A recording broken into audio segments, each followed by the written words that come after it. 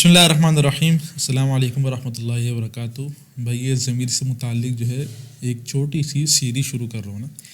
اس کے اندر ضمیر سے متعلق جو بھی تفصیلات ہیں، جو اصول ہیں، جو نحوی ترکیب سے متعلق قوانین ہیں، جو اس کی اقسام ہیں، یہ ساری کی ساری چیزیں انشاءاللہ اس سیریز کے اندر کور کرنے کی کوشش کروں گا.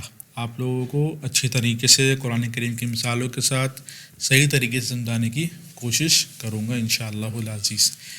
آج کا ہمارا یہ پہلا پارٹ ہے. اس کے اندر ضمیر سے متعلق جو بنیادی معلومات ہیں کہ بھئی ضمیر کی تعریف وغیرہ کیا ہے، اس سے متعلق کیا اقسام وغیرہ ہیں، موٹی موٹی باتیں ضمیر سے متعلق آپ لوگوں کے سامنے رکھوں گا. صحیح.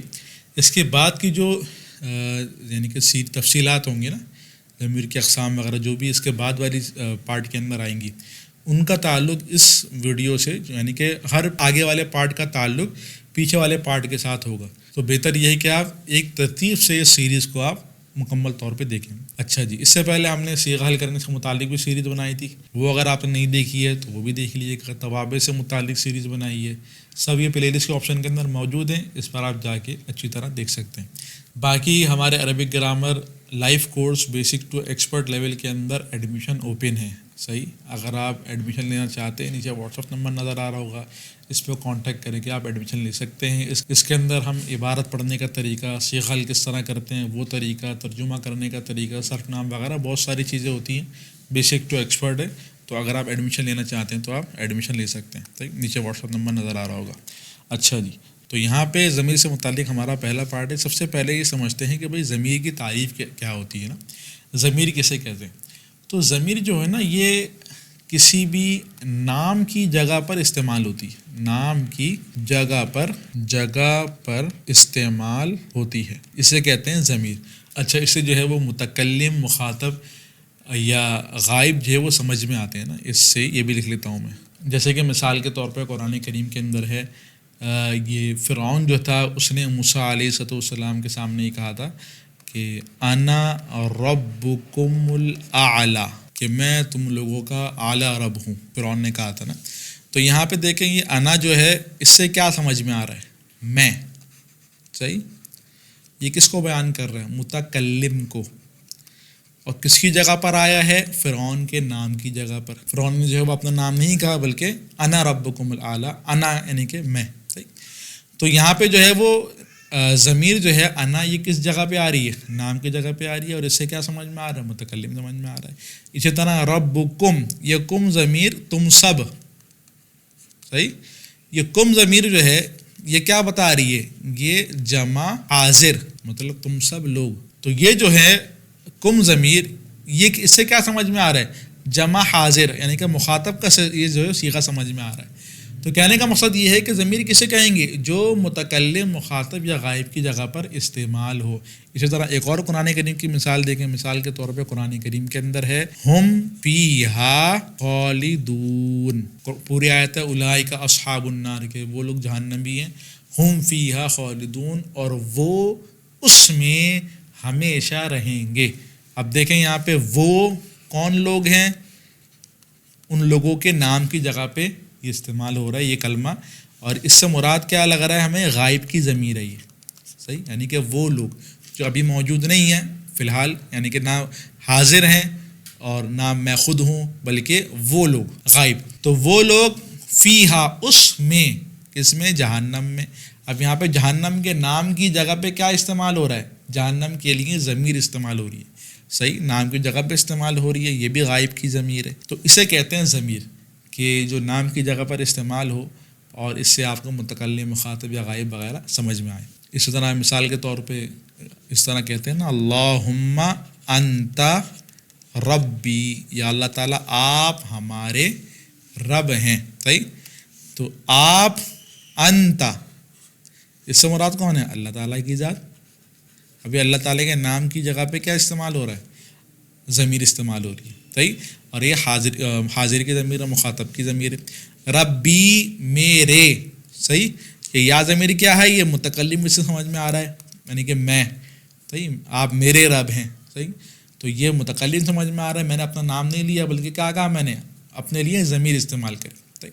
تو اسے کہتے ہیں ضمیر جو متکلم، مخاطب یا غائب کی جگہ پر استعمال ہو اور یعنی کہ نام وغیرہ کی جگہ پہ استعمال ہو. تو اسے کہتے ہیں ضمیر جس سے متکلم، مخاطب یا غائب وغیرہ سمجھ میں آئے اور نام وغیرہ کی جگہ پہ استعمال ہو. تو یہ تو ہے ہماری ضمیر کی تعریف. اصل میں مجھے ایک چارٹ بھی بنانا ہے، تو ایک سائڈ میں تعریفات وغیرہ لکھوا دیتا ہوں اور اس کی مثالیں وغیرہ سمجھا دیتا ہوں، لیکن ایک چارٹ جو ہے وہ میں الگ سے لے کے چلتا ہوں. تو یہ ہماری ضمیر کی تعریف ہو گئی. صحیح. اس کے بعد ضمیر کی دو قسمیں. اب یہ دو قسمیں کون سی ہیں؟ ان دو قسموں کو سمجھنے سے پہلے آپ ذرا صورت سمجھیں نا. ابھی میں نے آپ لوگوں کے سامنے بہت ساری مثالیں لکھوائیں. صحیح. جیسے کہ مثال کے طور پہ میں نے ابھی آخر میں کہا اللہم انت ربی. یہاں پہ آپ کو انتا نظر آ رہا ہے، یہ ضمیر ہے، آپ کو نظر آ رہی ہے. ربی کے اندر آپ کو یا نظر آ رہی ہے. صحیح. ضمیر آپ کو نظر آ رہی ہے. اسی طرح مثال کے طور پہ قرآن کریم کے اندر ہے ان الذین کفروا، بے شک جن لوگوں نے کفر کیا. اب یہاں پہ کفروا کے اندر جو ہے وہ واو ضمیر ہے. کون سی ضمیر ہے؟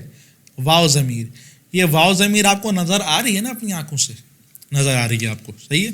اسی طرح ایک اور مثال دیکھیں. مثال کے طور پہ قرآن کریم کے اندر ہے قد کان لکم آیۃ فی فئتین التقطا، کہ تمہارے لیے دو جماعتوں کے ملنے کے اندر نشانی ہے. اب یہ التقطا، صحیح، یہ کلمہ ہے، اس کے اندر ضمیر کیا ہے؟ یہ الف ضمیر ہے. یہ میں آپ کو پہچاننا سکھاؤں گا انشاءاللہ کس طرح پہچانتے ہیں. صحیح. یہ الف ضمیر ہے. یہ آپ کو نظر آ رہی ہے الف ضمیر، یہ آپ کو الف نظر آ رہی ہے نا. تو دیکھیں ان صیغوں کے اندر آپ کو ضمائر نظر آ رہے ہیں. صحیح. ضمیر آپ کو نظر آ رہی ہیں، لیکن میں آپ کے سامنے کچھ صیغے لکھتا ہوں جہاں پہ آپ کو ضمیر نظر نہیں آئے گی. جیسے کہ مثال کے طور پہ ہم پڑھتے ہیں اعوذ باللہ من الشیطان الرجیم. اب یہاں پہ اعوذ کا ترجمہ کیا کرتے ہیں؟ میں پناہ مانگتا ہوں. میں. صحیح. اب یہاں پہ دیکھیں میں کیا ہے؟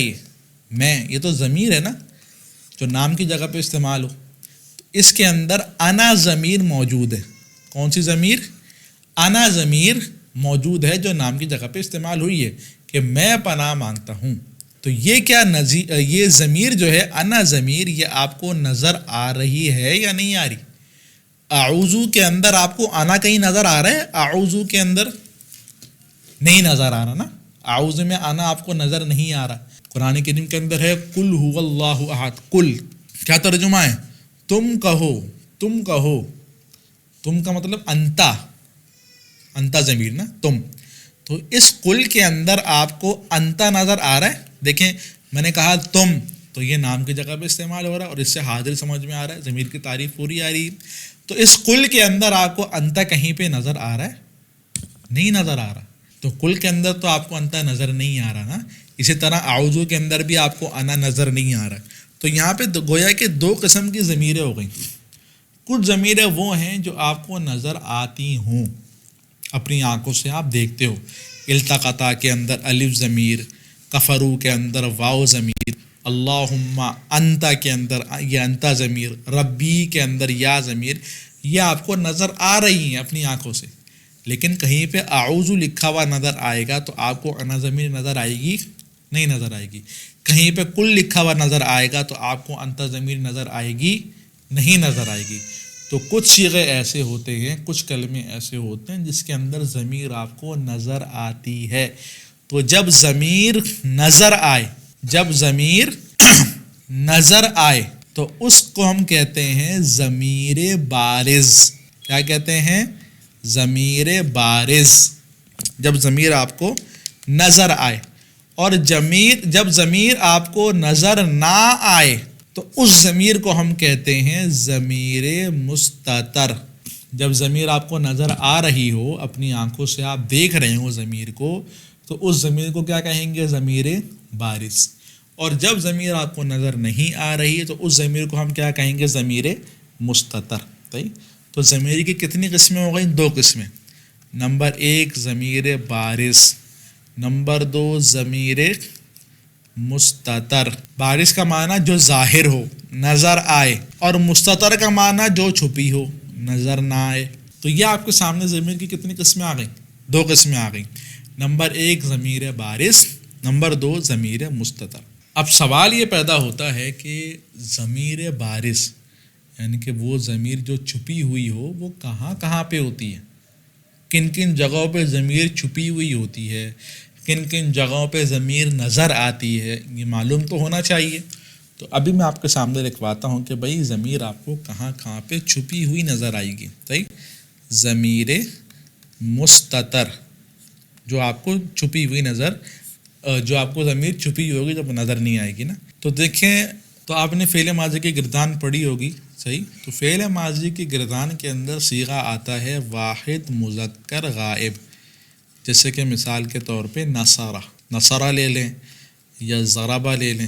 اس کے اندر آپ کو ضمیر ملے گی ہوا ضمیر، جو آپ کو نظر نہیں آئے گی، یہ ضمیر مستتر ہوگی۔ صحیح، ان دو جگہوں پہ، ایک جگہ تو یہ رہی، دوسری جگہ بھی لکھوا دیتا ہوں، واحد مؤنث غائب۔ صحیح، جیسے کہ مثال کے طور پہ نصارت اور ضربت، اس کے اندر ضمیر آئے گی نصارت یا پھر ضربت، کوئی سا بھی صیغہ لے لیں آپ، اس کے اندر ضمیر آئے گی ہی ضمیر۔ تو فعل ماضی کے ان دو صیغوں کے اندر آپ کو ضمیر مستتر ملے گی۔ کون سی ضمیر ملے گی؟ ایک میں ہوا ملے گی مذکر والے صیغے میں، ایک میں مؤنث والے صیغے میں ہی ملے گی۔ اب آ جائیں فعل مضارع کی بات۔ تو فعل مضارع کے اندر آپ کو ضمیر مستتر کہاں کہاں ملے گی؟ تو 5 صیغے آتے ہیں فعل مضارع کے جہاں پہ ضمیر مستتر ہوتی۔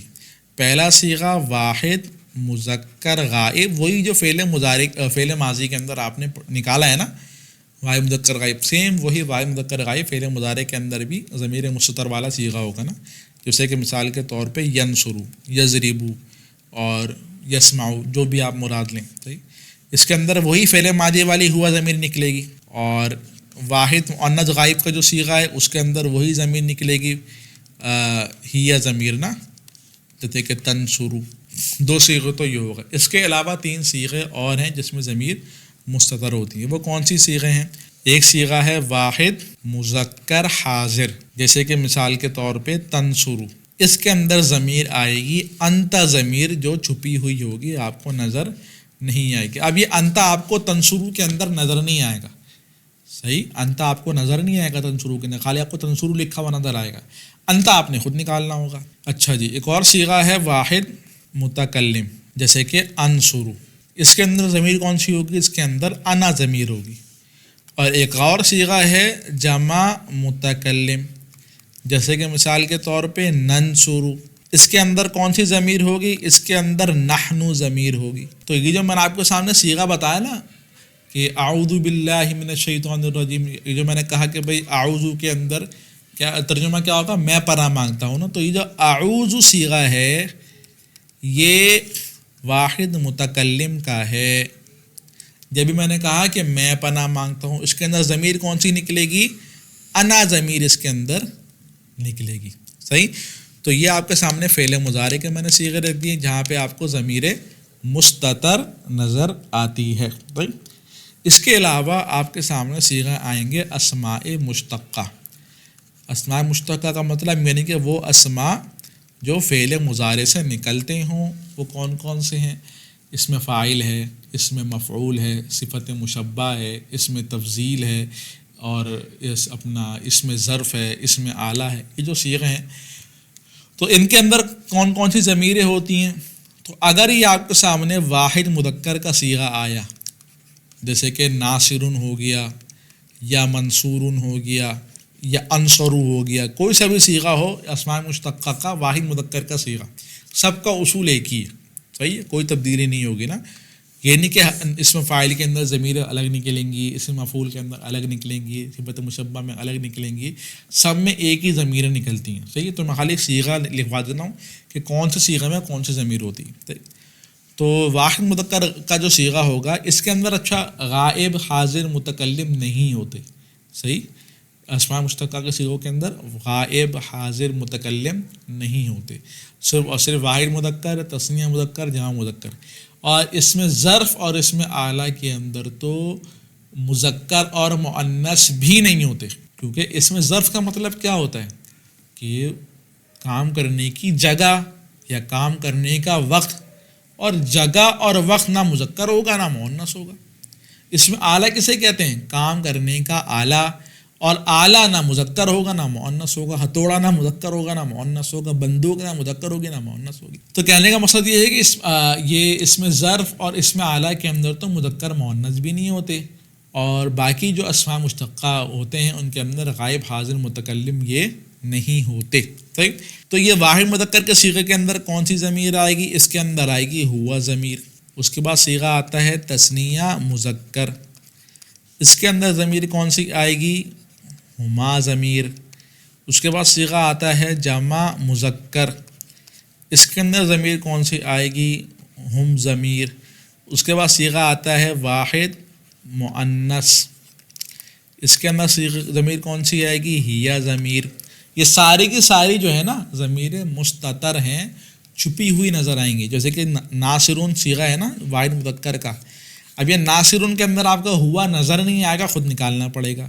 ناصرون صیغہ ہے، اس کے اندر آپ کو ہما نظر نہیں آئے گا، آپ کو خود نکالنا پڑے گا۔ منصورون صیغہ ہے، اس کے اندر آپ کو ہم نظر نہیں آئے گا، آپ نے خود نکالنا پڑے گا۔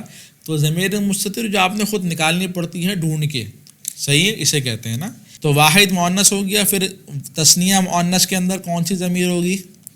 اس کے اندر ہما ضمیر ہوگی۔ اور جمع مؤنث، صحیح، اس کے اندر کون سی ضمیر ہوگی؟ ہن ضمیر ہوگی۔ اور جمع مکسر، جمع مکسر کے بھی صیغے آتے ہیں اس کے اندر، تو جمع مکسر کے صیغوں کے اندر عموماً ہیا ضمیر ہم نکالتے ہیں۔ اور اگر جمع مذکر اپنا مذکر کے ساتھ ہے تو اپنا ہم ضمیر بھی نکال سکتے ہیں، مؤنث کے ساتھ ہے تو ہن ضمیر بھی نکال سکتے ہیں، جائز ہے، صحیح۔ اچھا جی، تو یہ آپ کے سامنے اسماء مشتقہ کے صیغے بھی آ گئے، کون سی ان کے اندر کون کون سی ضمیریں ہوتی ہیں مستتر، اور آپ کے سامنے فعل مضارع کے، فعل ماضی کے بھی ضمیر مستتر والے صیغے آ گئے ہیں۔ تو بات ہماری چل رہی تھی ضمیر سے متعلق، صحیح، ضمیر کی تعریف ہو گئی، ضمیر بارز ضمیر مستتر ہو گیا۔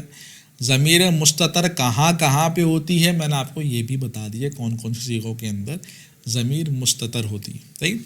اب ذرا سمجھیں کہ بھائی ضمیر مستتر جو ہے نا، ایک منٹ میں ذرا سائٹ کا مٹا دوں، یہ ضمیر مستتر جو ہے نا اس کی دو صورتیں آتی ہیں، نمبر ایک جوازن، نمبر دو وجوبن۔ اب یہ جوازن اور وجوبن کیا چیز ہے؟ جوازن کہتے ہیں کہ بھائی آپ کبھی ضمیر نکالو گے، کبھی آپ کے لیے ضمیر نکالنا جائز ہوگا، کبھی آپ کے لیے ضمیر نکالنا صحیح نہیں ہوگا، اسے کہتے ہیں جوازن۔ وجوبن کسے کہتے ہیں کہ آپ پر واجب ہے، آپ پر لازم ہے کہ آپ ضمیر مستتر مانو۔ جوازن کا مطلب کیا ہے کہ کبھی آپ ضمیر مستتر مانو گے اور کبھی آپ ضمیر مستتر نہیں مانو گے، کبھی ضمیر مستتر نکالو گے، کبھی نہیں نکالو گے، صحیح۔ اور وجوباً کا مطلب لازمی آپ ضمیر مستتر نکالو گے، لازمی آپ ضمیر مستتر مانو گے، صحیح۔ مثال کے طور پہ میں آپ کے سامنے ایک مثال لکھتا ہوں، اگر آپ کو تھوڑی بہت ترکیب آتی ہے، صحیح، تو انشاءاللہ آپ سمجھ جاؤ گے آپ میری بات نا، جیسے کہ تھوڑی بہت بھی ترکیب موٹی موٹی آتی ہے تو آپ انشاءاللہ بات سمجھ میں آ جائے گی، ٹھیک۔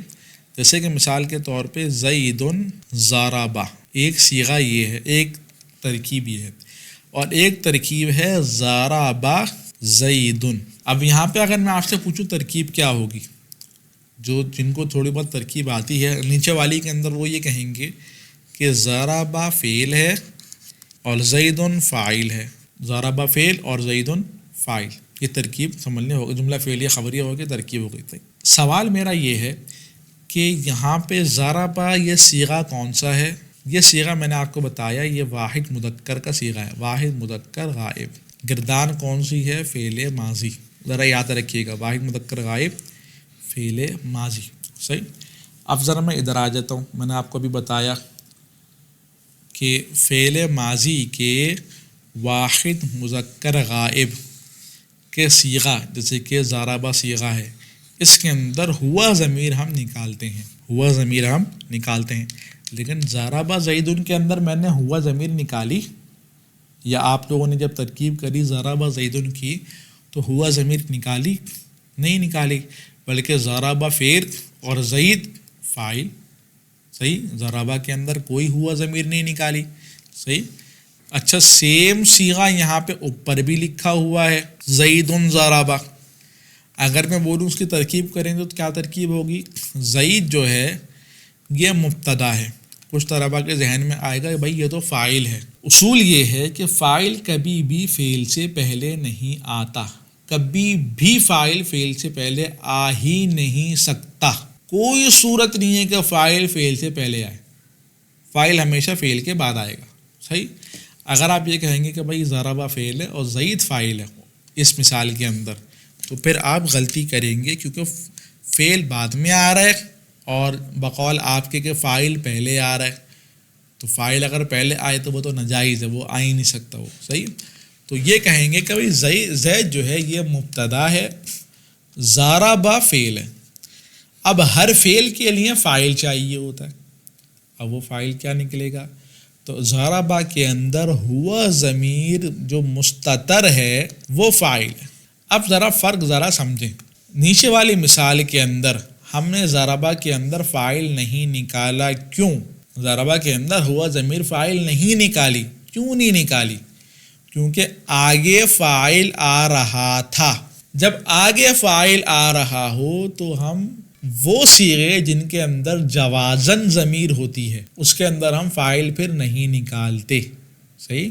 اور اگر آگے فاعل نہیں آ رہا ہو، اب جیسے کہ اوپر والی مثال میں ضربہ کے آگے فاعل آ رہا ہے، نہیں آ رہا، تو پھر اس صورت کے اندر ہم ضمیر مستتر کو فاعل بناتے ہیں. یعنی کہ وہ صیغے، یہاں ذرا سمجھے ذرا، وہ صیغے جن میں جوازن ضمیر مستتر ہوتی ہے ان میں دیکھنا یہ ہوتا ہے کہ فاعل آگے آ رہا ہے یا نہیں. اگر آگے فاعل نہیں آ رہا تو ضمیر مستتر کو فاعل بنائیں گے. اگر وہ صیغے، اب میں بتاؤں گا کون سے صیغے ہیں جوازن والے. صحیح. ابھی خالی اصول سمجھیں. وہ صیغے جن کے اندر جوازن ضمیر مستتر ہوتی ہے ان صیغوں کے اندر ہم دیکھیں گے یہ کہ آگے فاعل آ رہا ہے یا نہیں آ رہا. اگر آگے فاعل آ رہا ہے تو ہم ضمیر نہیں نکالیں گے، اور اگر آگے فاعل نہیں آ رہا تو پھر اس صورت کے اندر ہم ضمیر نکالیں گے. اگر میری بات سمجھنے کے اندر تھوڑی مشکل ہو رہی ہے نا تو اس بات کو نا، یہ جوازن والی بات کو ایک دو بار ریپیٹ کر کے دیکھیے گا، انشاءاللہ آپ کے کلیئر ہو جائے گی انشاءاللہ العزیز. صحیح. تو بات کیا ہوئی؟ جوازن کیسے کہیں گے کہ اگر آگے صیغے کے اندر فاعل آ رہا ہے، صحیح، تو ہم اپنا ضمیر مستتر نہیں نکالیں گے، اور اگر آگے فاعل نہیں آ رہا تو پھر ہم ضمیر مستتر نکالیں گے. وجوباً کے اندر کیا ہوتا ہے؟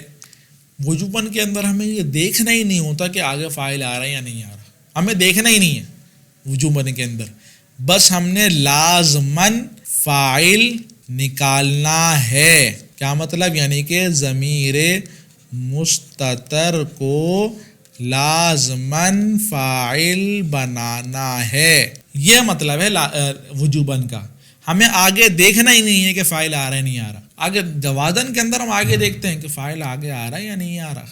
صحیح. لیکن وجوباً کے اندر ہمیں آگے دیکھنا ہی نہیں ہے کہ بھئی فاعل آ رہا ہے نہیں آ رہا. اب ذرا سمجھیں کہ بھئی کون سے صیغوں کے اندر جوازن ضمیر ہوتی ہے، کون سے صیغوں کے اندر وجوباً ضمیر ہوتی ہے.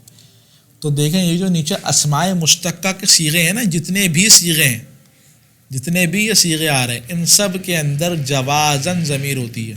یعنی کہ ہمیں آگے دیکھنا ہوتا ہے کہ فاعل آ رہا ہے یا نہیں آ رہا. آ رہے تو فاعل نہیں نکالیں گے، نہیں آ رہا تو فاعل نکالیں گے. صحیح. اس کے علاوہ فعل ماضی کی جو دو صیغے ہیں ان دونوں کے اندر بھی جوازن ضمیر ہوتی ہے، ضمیر مستتر. صحیح. اسی طرح فعل مضارع کے بھی ان دو صیغوں کے اندر جوازن ضمیر مستتر ہوتی ہے. صحیح. اب سب کے اندر تو جوازن ہوگا. وجوباً والے کتنے؟ وجوباً والے خالی یہ 3 ہیں. ان 3 صیغوں کے اندر وجوباً ضمیر مستتر ہوتی ہے. ہمیں آگے دیکھنا ہی نہیں ہے کہ فاعل آ رہا ہے یا نہیں آ رہا، بس ہمیں ضمیر مستتر کو ہی فاعل بنانا ہے. جیسے قرآن کریم کے اندر ہے اسکن انت وزوجک، کہ تم رہو. اب یہ اسکن فعل امر ہے.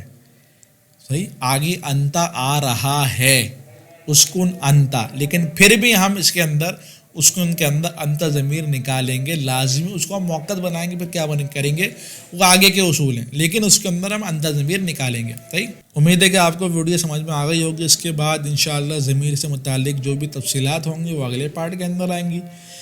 ضمیر کی اقسام اور ترکیب سے متعلق جو اصول وغیرہ ہیں، تھوڑی بہت مشقیں بھی انشاءاللہ لے آئیں گے ضمیر سے متعلق. تو یہ ہے کہ یہ سیریز آپ لازمی دیکھیے گا. السلام علیکم ورحمۃ اللہ وبرکاتہ. اگر آپ نحوی ترکیب سیکھنا چاہتے ہیں تو ہم نے نحوی ترکیب سے متعلق ایک کورس تیار کیا ہے جس کے اندر نحوی ترکیب کے اصولوں کو سمجھایا ہے اور قرآن کریم کی مثالوں کے ذریعے سے نحوی ترکیب کی پریکٹس کروائی ہے. اس کورس کے اندر 370 کے قریب ویڈیوز ہیں اور نحوی ترکیب کے اعتبار سے یہ سارے کے سارے ٹاپک جو ہیں وہ اس کورس کے اندر شامل ہیں جتنے بھی نحوی ترکیب کے اندر آتے ہیں. اگر آپ یہ کورس کرنا چاہتے ہیں تو آپ کو نیچے واٹس ایپ نمبر نظر آ رہا ہوگا، اس پہ آپ کانٹیکٹ کریں، کورس حاصل کر سکتے ہیں. السلام علیکم ورحمۃ اللہ وبرکاتہ.